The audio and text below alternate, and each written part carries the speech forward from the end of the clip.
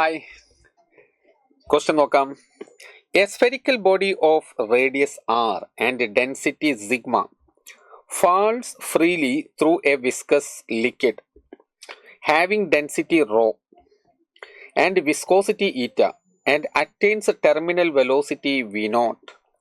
Estimated maximum error in the quantity eta is. അപ്പോൾ eta ആണ് നമ്മൾ കാൽക്കുലേറ്റ് ചെയ്യുന്നത്.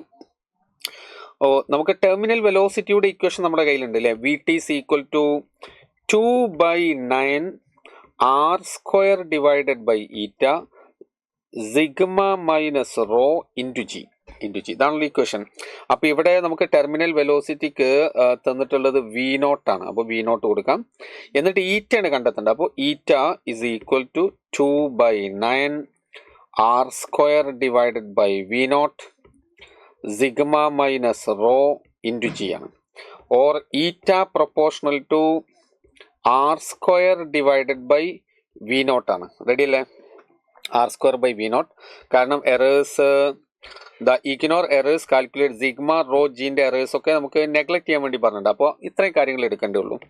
ദെർഫോർ ഇനി കാര്യങ്ങൾ simple. Delta eta by eta is equal to 2 into delta r by r plus delta v naught divided by V naught. Yes, ഇങ്ങനെ answer ഉണ്ടോ? 2 delta r by r plus delta. Option 2 is correct. Option 2 is the right answer. വളരെ simple ആയിട്ടുള്ള രണ്ട് questions ആണ് ഇപ്പം നമ്മൾ address ചെയ്തത് കേട്ടോ.